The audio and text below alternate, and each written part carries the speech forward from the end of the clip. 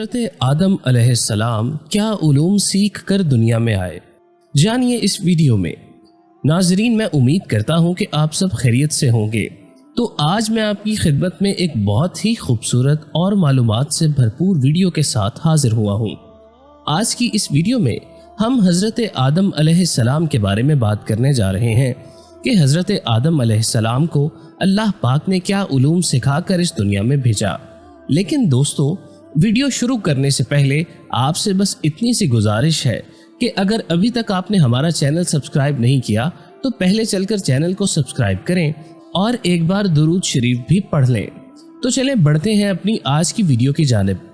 ناظرین، اللہ پاک نے حضرت آدم علیہ السلام کو فرشتوں سے بھی بڑھ کر عالم بنا کر پیدا کیا۔ حضرت آدم علیہ السلام کے علم کا ذکر اور ان کی ابتدا کا ذکر بھی بے شمار احادیث میں بیان فرمایا گیا ہے۔ جب اللہ پاک نے حضرت آدم علیہ السلام کے اندر روح ڈال دی اور جب وہ مکمل طور پر اپنے پاؤں پر کھڑے ہو گئے تو اللہ نے انہیں حکم دیا کہ جاؤ اور فرشتوں کو سلام کہو۔ آدم علیہ السلام گئے اور فرشتوں کو سلام کیا اور جواباً فرشتوں نے بھی وعلیکم السلام کہا، یعنی کہ تجھ پر بھی اللہ کی رحمت اور سلامتی ہو۔ آدم اور فرشتوں کی زبان دراصل عربی تھی اور یہی زبان جنت میں بھی ہوگی۔ اللہ نے آدم علیہ السلام سے فرمایا کہ یہ تیرا اور تیری اولاد کا آپس میں ایک دوسرے کو تحفہ ہے۔ اللہ نے حضرت آدم علیہ السلام کو ابتدا میں ہی تمام نام سکھا دیے تھے۔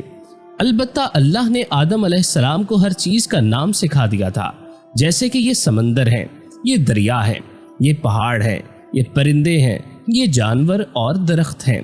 آدم علیہ السلام آسمان اور زمین کی ہر چیز کا نام جانتے تھے۔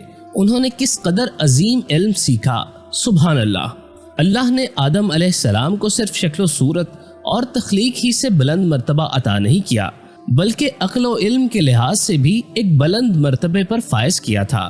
جیسے کہ اللہ پاک فرماتے ہیں کہ اللہ نے آدم کو ہر چیز کا نام سکھا دیا اور پھر ان چیزوں کو فرشتوں پر پیش کیا اور فرمایا، مجھے ان چیزوں کے نام بتاؤ اگر تم سچے ہو۔ تم اپنے دعوے میں کہاں تک سچے ہو؟ کیونکہ جب آدم علیہ السلام کی تخلیق ہوئی تو تم نے کہا تھا اللہ جو چاہے پیدا کر لے، قسم ہے وہ ہم سے زیادہ عالم نہیں ہوگا۔ اس دعوے میں اگر تم سچے ہو تو ذرا ان چیزوں کے نام تو بتاؤ۔ اللہ پاک نے آدم علیہ السلام کا سب سے زیادہ معزز ہونا اور سب سے زیادہ عالم ہونا واضح کرنے کے لیے فرشتوں کو حکم دیا کہ وہ جناب آدم علیہ السلام کو سجدہ کریں، اور پھر فرشتوں نے آدم علیہ السلام کو سجدہ کیا۔ اس سب سے ظاہر ہو جاتا ہے کہ کون زیادہ عزت اور تکریم والا ہے۔ یقیناً حضرت آدم علیہ السلام ہی اس سب کے حقدار تھے۔ پھر اللہ پاک نے آدم علیہ السلام سے فرمایا، اے آدم، تم ان فرشتوں کو ان چیزوں کے نام بتاؤ۔ آدم علیہ السلام بغیر کسی غلطی کے ہر چیز کا نام بتانے لگے۔ اللہ پاک فرشتوں سے مخاطب ہو کر کہنے لگے کہ کیا میں نے تمہیں پہلے ہی نہیں بتا دیا تھا کہ زمین اور آسمان کا غیب میں ہی جانتا ہوں، اور جو کچھ بھی تم ظاہر کرتے ہو اور جو کچھ بھی تم چھپاتے ہو وہ سب کچھ میرے علم میں ہے۔ حضرت آدم علیہ السلام نے کافی عرصہ جنت میں تنہا وقت گزارا اور وہ وہاں تنہائی کو شدت سے محسوس کرتے تھے۔ آخر کار ایک دن وہ سو رہے تھے تو اللہ پاک نے حضرت آدم علیہ السلام کی بائیں پسلی سے اماں حوا سلام اللہ علیہا کو پیدا فرمایا اور آدم علیہ السلام کا ہمسفر بھی بنا دیا۔ اللہ پاک فرماتے ہیں، اے لوگوں، اپنے اس پروردگار سے ڈر جاؤ جس نے تم سب کو ایک ہی جان سے پیدا کر ڈالا اور اسی جان یعنی آدم ہی سے ان کی بیوی کو بھی پیدا کیا۔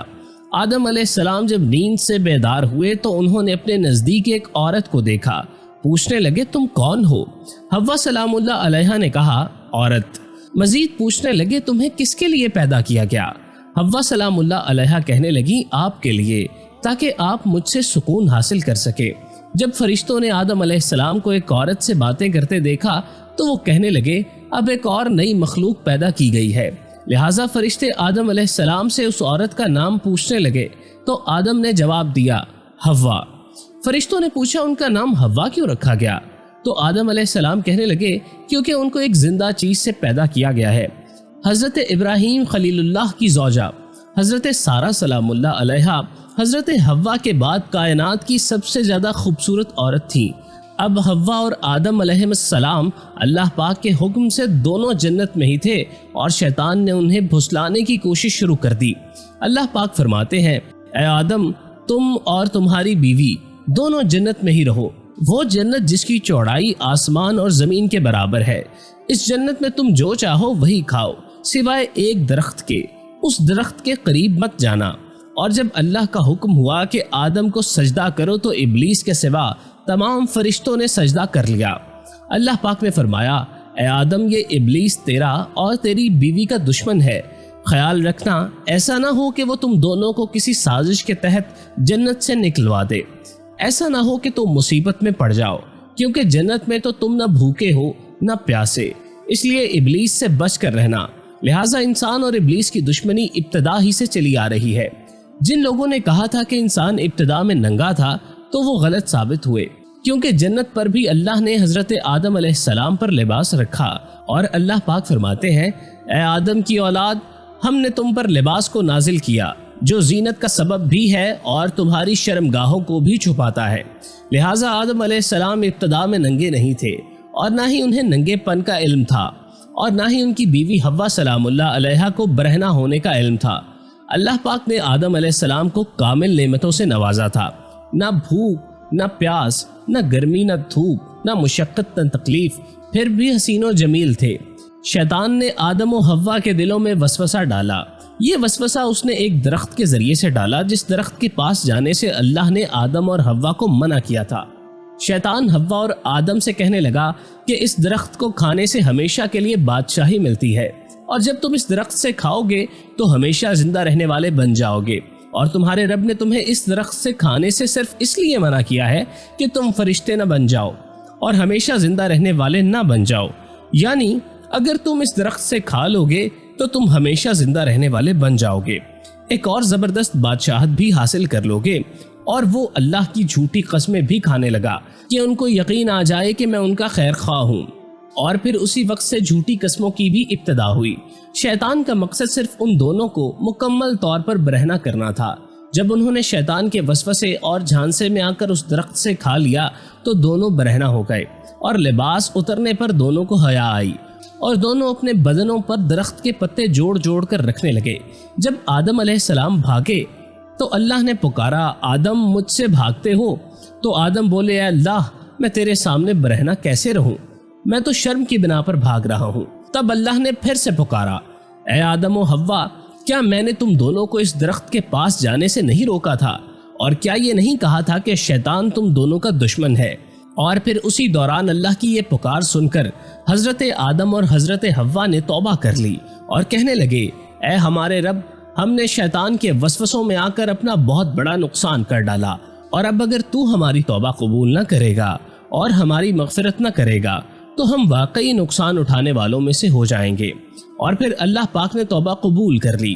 بے شک اللہ پاک بہت رحیم اور کریم ہے، اور وہ توبہ قبول کرنے والا ہے۔ تو ناظرین، یہ تھی آج کی ویڈیو۔ مجھے امید ہے کہ آج کی ویڈیو آپ کے لیے کافی زیادہ معلومات سے بھرپور رہی ہوگی۔